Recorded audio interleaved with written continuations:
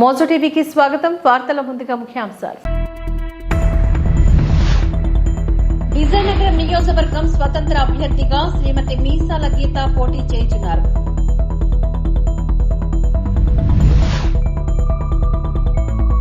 ముఖ్యమంత్రి వైఎస్ జగన్మోహన్ రెడ్డికి అడుగడుగునా స్వాగతం, నీరాజనం పలికిన పెందుర్తి నియోజకవర్గ ప్రజలు.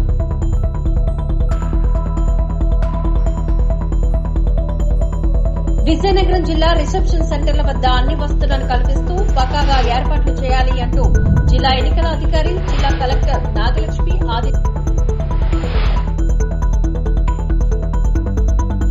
ముమ్మిడివరం నియోజకవర్గ వైఎస్ఆర్సీపీ అసెంబ్లీ అభ్యర్థి జిల్లా పార్టీ అధ్యక్షులు పొన్నాడ వెంకట సతీష్ కుమార్ ఎన్నికల ప్రచారం నిర్వహించారు. పొన్నాడ సతీష్ కుమార్ మరియు పితాని బాలకృష్ణ గడప గడపకి పర్యటించారు. ఈ సందర్భంగా మహిళలు అడుగడుగునా పూలవర్షం కురిపించి హారతినిచ్చి ఘన స్వాగతం పలికారు. సతీష్ ఈ సందర్భంగా మాట్లాడుతూ గత 5 ఏళ్లుగా రాష్ట్రంలో ముఖ్యమంత్రి జగన్మోహన్ రెడ్డి చేపట్టిన సంక్షేమ పథకాలే తనను గెలిపిస్తాయని ఆశాభావాన్ని వ్యక్తం చేస్తున్నారు. ఫ్యాన్ గుర్తుకి ఓటు వేసి గెలిపించేందుకు ఓటర్లు సిద్ధంగా ఉన్నారని తెలియజేశారు. జగన్మోహన్ రెడ్డి ఆశించిన విధంగానే 175 స్థానాలు గెలుపొందడం ఖాయమని అన్నారు. మేము మంచి చేసి ఉంటే మాకు ఓటేయండి అని అడిగే దమ్మున్న నాయకుడు జగన్మోహన్ రెడ్డి అంటూ పేర్కొన్నారు. నీ అన్నదమ్ముడిని నెగ్గించుకోవడానికి స్వచ్ఛందంగా మీరందరూ ముందుకొచ్చి మీ అందరికీ కూడా నేను హృదయపూర్వకంగా మీ అందరికీ కూడా కృతజ్ఞతలు తెలియజేసుకుంటూ ఈరోజు ఎవరైతే అలాగే వెంకటరత్నం అందరూ కూడా నాగేశ్వర అందరూ పెద్దలందరూ ఎంతో అభిమానంతో వచ్చి నా విజయానికి కృషి చేస్తాము, మేము అంటాము, నా అన్నదమ్ముడిని గెలిపించుకుంటాము. ఏదైతే మీరు తెలిపిన దానికి పితాని బాలకృష్ణ గారిని కూడా ముందుగా నేను అభినందనలు తెలియజేయాలి. ఎందుకనంటే వీళ్ళందరూ కూడా గతంలో బాలకృష్ణ గారి అభిమానులు. కాకినాడ జిల్లా జగ్గంపేట స్థానిక తెలుగుదేశం పార్టీ కార్యాలయంలో రాష్ట్ర తెలుగుదేశం పార్టీ ఉపాధ్యక్షులు, జగ్గంపేట నియోజకవర్గ ఉమ్మడి అభ్యర్థి జ్యోతుల నెహ్రీ మీడియా సమావేశాన్ని ఏర్పాటు చేశారు. ఈ సందర్భంగా నెహ్రూ మాట్లాడుతూ ఈ నెల 22వ తేదీ సోమవారం జాతీయ తెలుగుదేశం పార్టీ అధ్యక్షులు, మాజీ ముఖ్యమంత్రి నారా చంద్రబాబు నాయుడు జగ్గంపేట కూడల వద్ద మధ్యాహ్నం 2:30 ప్రజాగలం సభ నిర్వహిస్తున్నారని, ఈ కార్యక్రమానికి ఆయన ప్రత్యేక హెలికాప్టర్లో మధ్యాహ్నం 2 గంటలకల్లా జగ్గంపేట చేరుకుంటారని, కావున ఈ కార్యక్రమానికి పార్టీలకు అతీతంగా అందరూ హాజరై విజయవంతం చేయాలని కోరుతున్నానని అన్నారు. ముఖ్యంగా టీడీపీ, జనసేన, బీజేపీ నాయకుల సమన్వయంతో సభను విజయవంతం చేసే బాధ్యత తీసుకోవాలని ఆయన కోరారు. 2 గంటల 30 నిమిషాలకే గౌరవ జాతీయ తెలుగుదేశం పార్టీ నాయకులు చంద్రబాబు నాయుడు గారు ఎన్నికల ప్రచారం నిమిత్తం జగ్గంపేట కూడలిలో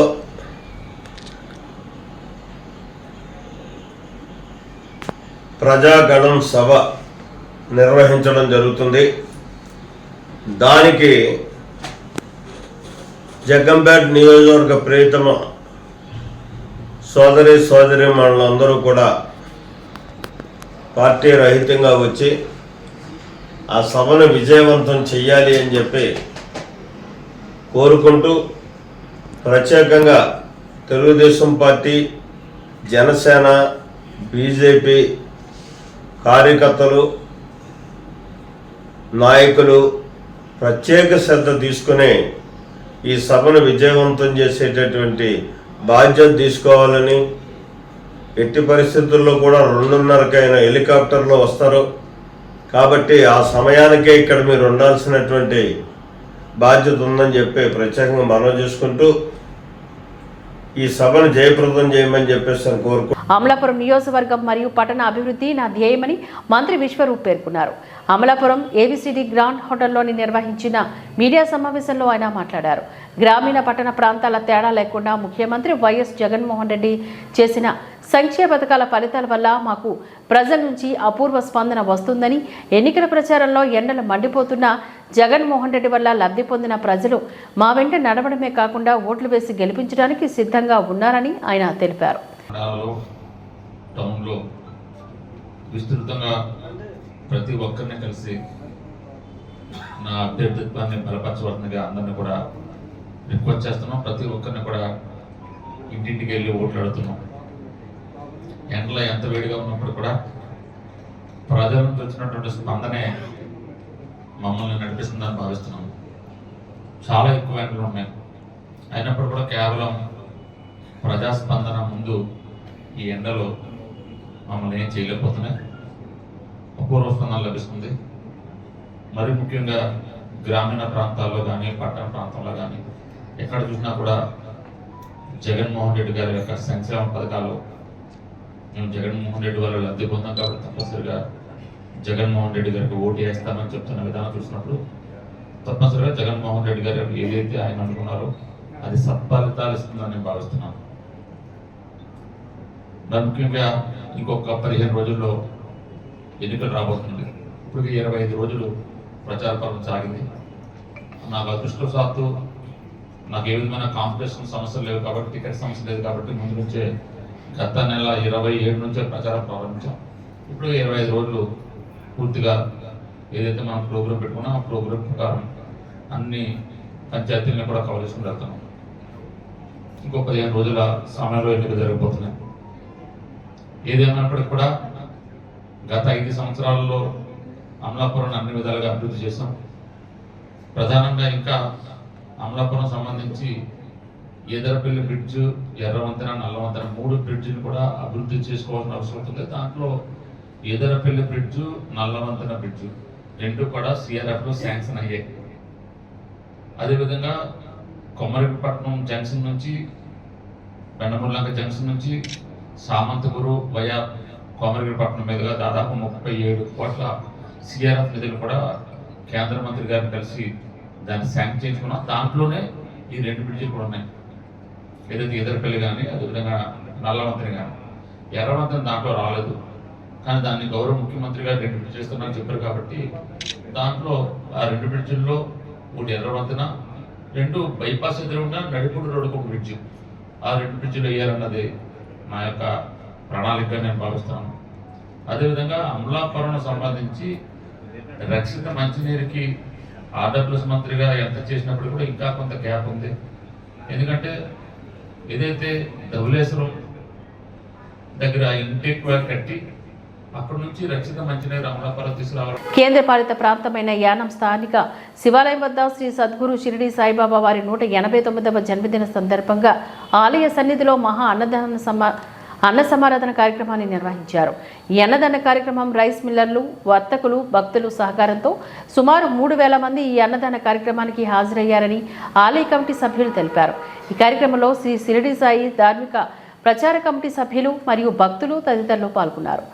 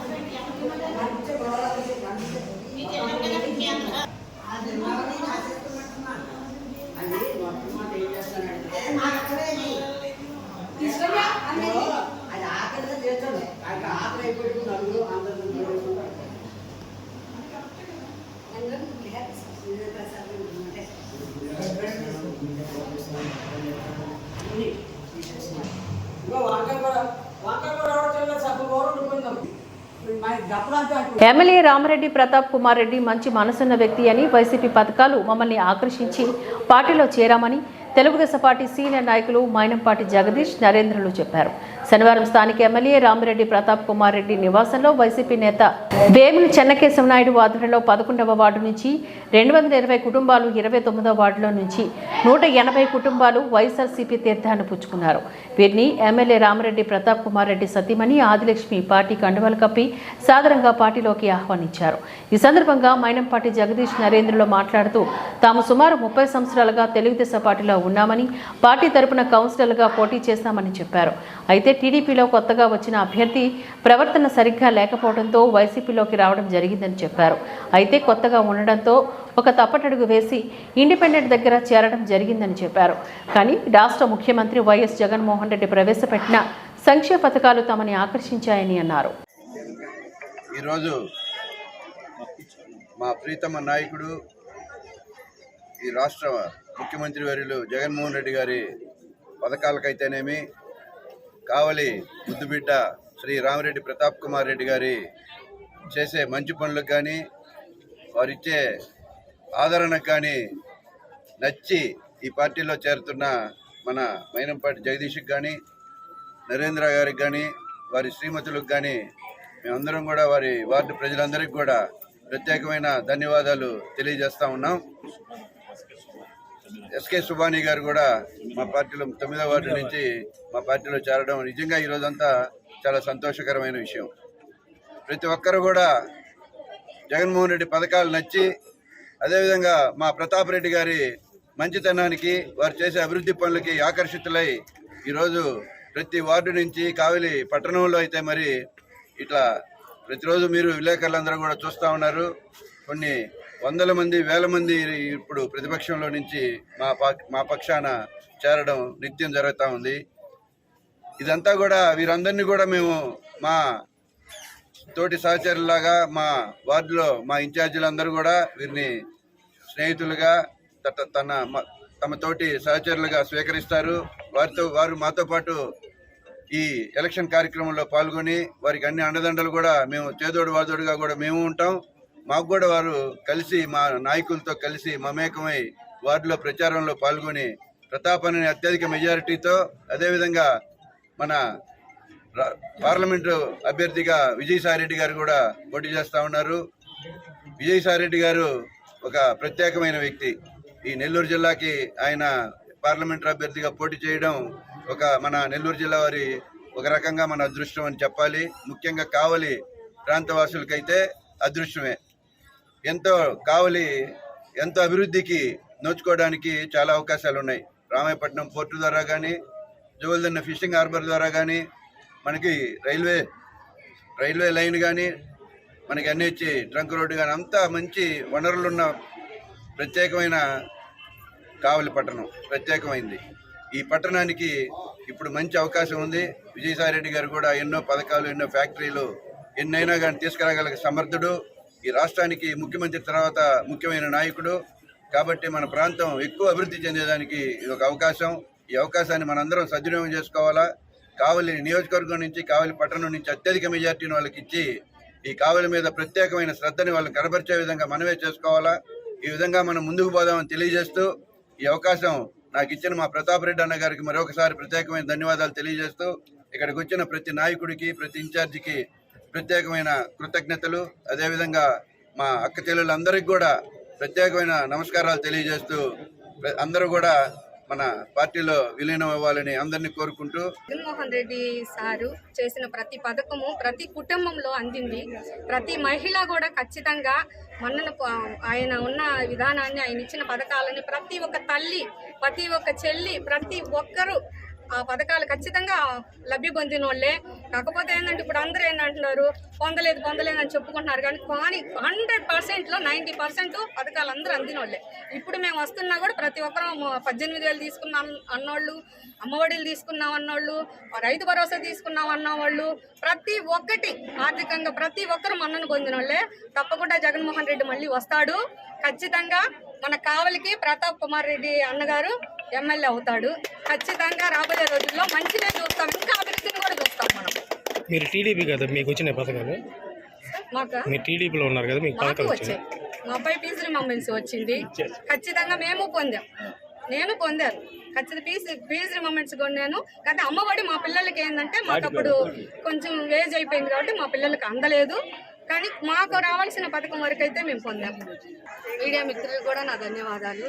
ఈ దినాన నేను తెలుగుదేశం పార్టీలో పోటీ చేసి 11వ వార్డులో నేను ఎంత ఆర్థికంగా కానీ మామూలు ప్రజలు నన్ను పెట్టిన కష్టాలైతే టీడీపీ నాయకులు నిజంగా నా వార్డు ప్రజలకి తెలుసండి. ఎందుకంటే ప్రతిదీ వాళ్ళతో నేను పంచుకుంటాను. ప్రతిరోజు కానీ వాళ్ళతో తిరిగేటప్పుడు కూడా నేను ఎంతో విసిగిపోయానండి. నేనేంటంటే నాకు ఆశ ఒక అధికార పార్టీలో ఉండాలనేది నా ఆశ. చిన్న మిస్టేక్ వల్ల పెద్దలు ప్రేమతో నాకు టవలేసినప్పుడు నేను ఏ డిసిషన్ తీసుకోవాలో తెలియలేదు, అర్థం కాలేదు. అందువల్ల వచ్చే మాట్లాడి సమాధానం చెప్పలేక పక్కకి వెళ్ళిపోయాను. ఈరోజు ఒక సొంత గూటికి వచ్చినంత ఆప్యాయత నాకుంది.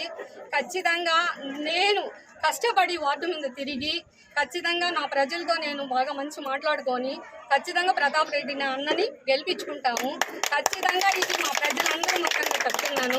నేను మారానని నేను చాలా అసలు ఎన్ని కష్టాలు పడ్డానంటే ఒక తెలుగుదేశం పార్టీలో నేను పడ్డ బాధ ఎవరికి ఉండదు.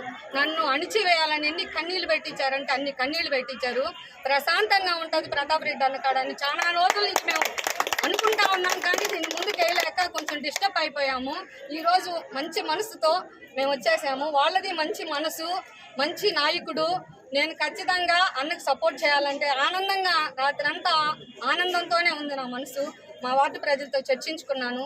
నువ్వు ఖచ్చితంగా వెళ్ళిపోక నువ్వు ప్రశాంతంగా ఉంటావు, ఆయన ప్రశాంతమైన మనసు గల్లోడు అన్నారు. అందుకని మా ప్రజలతో కలిసి ఈరోజు వచ్చాను. ఖచ్చితంగా ప్రతాప్ అన్న ఈసారి కూడా ఖచ్చితంగా గెలుస్తాడు. ఖచ్చితంగా ఆయన గెలిచి ఎమ్మెల్యేగా నిలబడతాడు. మా 11వ వార్డు 29వ వార్డు ప్రజలకు, మా మేడం గారికి, ఇక్కడ వైఎస్ఆర్సీపీ నాయకులు పెద్దలందరికీ నమస్కారాలు. ఈరోజు నేను ప్రధాన పార్టీలో 14 సంవత్సరాలుగా పనిచేసి అది అక్కడ ఎన్నెన్ని అవమానాలు ఎదుర్కొన్నానో, ఎన్నెన్ని ఇబ్బందులు పడ్డానో ప్రతి ఒక్కరు తెలిసిన విషయాలు ఇవి. వార్డు పరంగా కూడా తెలుసు అందరికీ.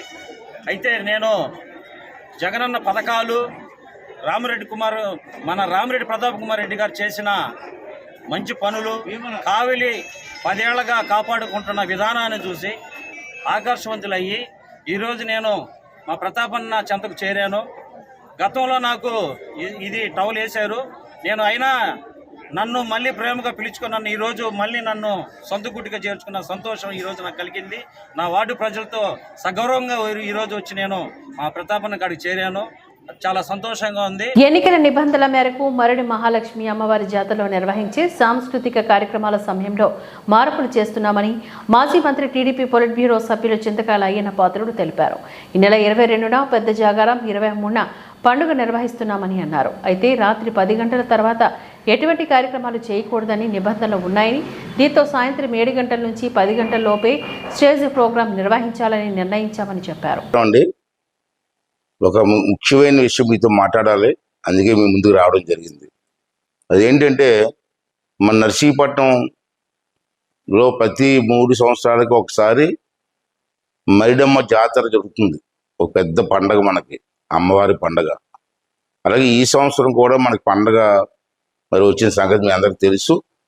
రేపు 22వ తారీఖున సోమవారం నాడు ఏమో పెద్ద జాగరం, 23వ తారీఖున మంగళవారం నాడు పండగ అన్న సంగతి మీ అందరికీ తెలుసు. అయితే నిన్న మొన్న ఒక సంఘటన జరిగింది. ఆ సంఘటన ఏంటంటే కోర్టు డైరెక్షన్ వల్ల, ఇప్పుడు ఎన్నికలు జరుగుతున్న సందర్భంగా ఎన్నికల కమిషన్ డైరెక్షన్ వల్ల రాత్రి 10 గంటలు దాటితే ప్రోగ్రామ్స్ ఉండడానికి వీల్లేదని చెప్పి ఒక ఆంక్షలు విధించారు. ఇది జాగ్రత్తగా వినాలి. రాత్రి 10 గంటలు దాటితే మైక్ సెట్లు ఉపయోగించకూడదు, స్టేజ్ ప్రోగ్రామ్స్ ఉండకూడదని చెప్పి క్లియర్గా డైరెక్షన్ రావడం జరిగింది. అయితే మన నర్సీపట్నంలో మనకు అలవాటు ఏంటంటే రాత్రి 9 గంటల నుంచి రాత్రి 12 గంటల వరకు పూర్వం మనం ప్రోగ్రామ్స్ చేసుకున్నాం. దానికి మనందరం అలవాటు పడ్డాం. ఇప్పుడు 100 సంవత్సరాల పై నుంచి కూడా ఈ పండుగ జరుగుతుంది. మరి ఈ కారణం చేత ఆంక్షలు ఉన్న కారణంగా ఈ సంవత్సరం పోలీసు వారు పర్మిషన్ ఇవ్వట్లేదు. మరి అలాగని చెప్పి పండగ కూడా ఆఫ్ చేసుకోలేము. పండగ ఆఫ్ చేస్తే ఊరికే అరిష్టం, నాకు తెలుసు. అంచేత అమ్మవారి పండుగ ఎట్టి పరిస్థితులు ఆగడానికి వీలు లేదు. అంచేత పెద్దలందరూ ఈరోజు కూర్చొని ఒక నిర్ణయానికి వచ్చాం. ప్రోగ్రామ్స్ కూడా ఆకుండా మరి గవర్నమెంట్ రూల్స్ ప్రకారంగా మనం వెళ్ళాలి కాబట్టి ఎన్నికల సమయంలో రాత్రి 7 గంటల సాయంత్రం రాత్రి 7 గంటల నుంచి 10 గంటల వరకు ప్రోగ్రామ్స్ ఏర్పాటు చేయాలని చెప్పి పెద్దలందరూ కూడా నిర్ణయం తీసుకొని ఆ నిర్ణయం ప్రకారం ముందుకు వెళ్ళాలని చెప్పి నిర్ణయం తీసుకున్నాం. అంటే మీ అందరికీ కొత్తగా ఉంది. ఎందుకంటే మనకు 9 గంటల నుంచి 12 గంటలకు అలవాటు, 7 గంటల నుంచి 10 గంటల కంటే కొంత ఇబ్బందులు ఉంటాయి. అయినా తప్పదు, అమ్మవారి పండగ కాబట్టి, మనకు ముఖ్యమైన పండగ కాబట్టి మీరందరూ కలిసి 7 గంటలకి రెడీ అయ్యి మెయిన్ రోడ్ నర్సీపట్నం మెయిన్ రోడ్లో ఏర్పాటు చేసిన ప్రోగ్రామ్స్, మంచి ప్రోగ్రామ్స్ పెడుతున్నాం. ఆ ప్రోగ్రామ్స్కి వచ్చి 10 గంటల వరకు ఉండి 10 గంటలకి ఇంటికి వెళ్ళి భోంచేసి మళ్ళీ 10 గంటలకు స్టార్ట్ అవుతున్న జాగరణలో పాల్గొని అమ్మవారి పండుగను ఘనంగా చెయ్యాలని, దానికి మీ అందరి తాలూకు సహకారం కావాలని చెప్పి మరొకసారి మీ అందరినీ కోరుతూ మీ దగ్గర సెలవు తీసుకుంటున్నాను. థ్యాంక్ యూ అండి. థ్యాంక్ యూ వెరీ మచ్ అండి. నంద్యాల జిల్లా డోన్లోని మంత్రి కార్యాలయంలో బుగ్గన రాజేంద్రనాథ్ ప్రెస్ మీట్. ఆంధ్రజ్యోతిలో మంత్రి సిబ్బంది బెదిరింపులకు మహిళ బలి శీర్షికన రాసిన కథనాన్ని తీవ్రంగా ఖండించిన ఆర్థిక శాఖ మంత్రి బుగ్గన రాజేంద్రనాథ్ నిరాధార ఆరోపణతో వార్తా కథనం రాయడంపైన మంత్రి బుగ్గన రాజేంద్రనాథ్ ఆగ్రహాన్ని ఆంధ్రజ్యోతి వార్తను ఆధారంగా చేసుకుని ప్రెస్ మీట్ పెట్టి మాట్లాడిన కోట్లపైన మండిపాటు డోన్ టీడీపీ అభ్యర్థి కోట్ల సూర్యప్రకాష్ రెడ్డి వంటి అనుభవజ్ఞులు అజ్ఞానంతో అవగాహన లేకుండా మాట్లాడటం బాధ్యతారాహిత్యం. ఆంధ్రజ్యోతి పత్రికను చూసి అన్న పులి వచ్చే కథలాగా ఆరోపణలు అవాస్తవాలను మాట్లాడి అభాసపాలు కావద్దని మనవి. ఎవరో చెప్పింది తెలిసి తెలియక రాసిన అంశాలపైన ప్రెస్ మీట్ పెట్టి మాట్లాడటం పట్ల ప్రజలు నమ్మకం కోల్పోతారు. నమ్మకం పోతే తిరిగి రాదు. రాజకీయాల్లో ఒకసారి నమ్మకం కోల్పోతే మళ్ళీ సంపాదించడం సాధ్యం కాదు. అబద్ధాల వార్తల కోసం అల్లాలే ఆంధ్రజ్యోతి నా పేరుతోని రాసిన వార్త నిజమని నిరూపించగలదా? కుందేలు కథలో లాగా చెట్టు కింద పడుకొని తాటిపండు పడితే ఆకాశమే విరిగి పడిందనుకొని కుందేలు పరిగెడితే సహచర జంతువులకు అదే చెప్పి అన్ని జంతువులను పరిగెత్తించిన కథలా ఉంది ఆంధ్రజ్యోతి దినపత్రిక. ఎంతో కష్టపడి అసత్యాలను ముత్యాల్లా పేర్చి అందమైన కథను రాసింది. హైదరాబాద్లో ప్రమాదానికి గురైన కారు నాది కాదు, కారు నడిపిన వారితో ఏ సంబంధం లేదు. మైనర్ బాలుడు స్కూటీ నడిపిన వారు నాకు తెలిసిన వారిని నిరూపించగలరా? ఆత్మహత్య చేసుకున్న మహిళ ఎవరో కూడా తెలియదు. ఆంధ్రజ్యోతి రాసిన దానికన్నా క్రెడిబిలిటీ ఉన్న కోట్ల సూర్యప్రకాష్ రెడ్డి దానిపైన స్పందించడం బాధించింది అని అన్నారు. తెలుగుదేశం ఎమ్మెల్యే అభ్యర్థి కోట్ల సూర్యప్రకాష్ రెడ్డి గారు ఒక ప్రెస్ కాన్ఫరెన్స్ పెట్టి ఏదో ఎక్కడో యాక్సిడెంట్ జరిగిందని, ఆ యాక్సిడెంట్ నాకు సంబంధం అని, ఏదో మా పని మనుషులు అని అన్నారని, ఎవరో సూసైడ్ చేసుకున్నారని. ప్రకాష్ రెడ్డి గారు మీరు సీనియర్ కదండి, మీరు సీనియర్, దాదాపు 75 ఏళ్ళు దగ్గర.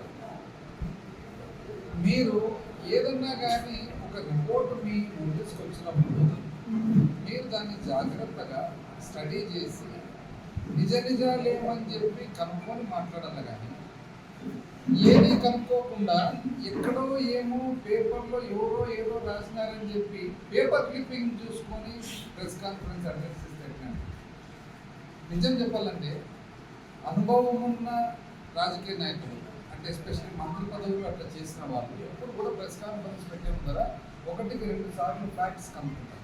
ఎందుకంటే ఫ్యాక్ట్స్ కనుక్కోకుండా ఊరికనే మాట్లాడితే అది నానా పులి వచ్చే కథ టైప్ అయిపోతుంది. మనం ఒక బాధ్యత గల పోస్టులో ఉన్నప్పుడు ఎప్పుడైనా కానీ మనం ఏం మాట్లాడినా కూడా దాని వెనకాల నిజాలేమి అనేది ఖచ్చితంగా మనకు ఎవరో ఊరికే చెప్పి మనం ఏదో చెప్పిన మాటలు విని మనం మాట్లాడేది చాలా పొరపాటు. ఒకసారి పబ్లిక్ మనం మాట్లాడే దాని మీద నమ్మకం కోల్పోతే మళ్ళా రాదు. రాజకీయ జీవితంలో నమ్మకం అనేది చాలా అత్యంత అవసరం.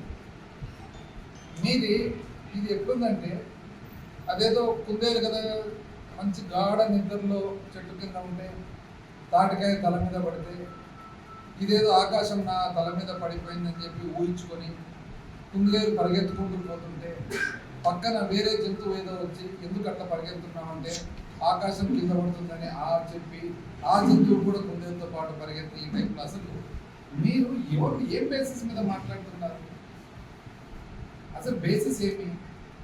ఏదో పేపర్, తెలంగాణకు సంబంధించిన పేపర్ రిపోర్ట్. ఆ పేపర్ కూడా ఏ రిపోర్టు? ఆంధ్రజ్యోతి చాలా ఎంతో కష్టపడి అసత్యాలన్నీ కూడా సమకూర్చి పేపర్ మీద పెట్టాలనేది వాళ్ళు ఒక పద్ధతి ప్రకారం ప్రణాళిక ప్రకారం పోతున్నారు. సో వాళ్ళు ఏదన్నా రాసినప్పుడు ఆ రాత కరెక్టా కాదా అనేది మీరు కనుక్కోవాల్సిన బాధ్యత. ఈరోజు ఆ కారు నాకు సంబంధించినదని మీరు నిరూపించగలుగుతారా? పోనీ ఆ కారులో ఉన్న వాళ్ళు నాకు సంబంధించిన నిరూపించగలుగుతారా? పోనీ ఆ స్కూటర్లో ఏదో తగిలిందన్నారు కదా, వాళ్ళు ఏమైనా నాకు సంబంధించిన నిరూపించగలుగుతారా? పోనీ ఆ సంబంధించిన సంఘటన నాకు ఎటువంటి సంబంధం ఉందని చెప్పి మీరు ఏమైనా నిరూపించగలుగుతారా? నిరూపించడం పక్కన పెట్టుకోండి, అసలు అది నిజమా? కారు ఏంది, యాక్సిడెంట్ ఏంది, సూసైడ్ ఏంది, నాకు ఏం సంబంధం అసలు?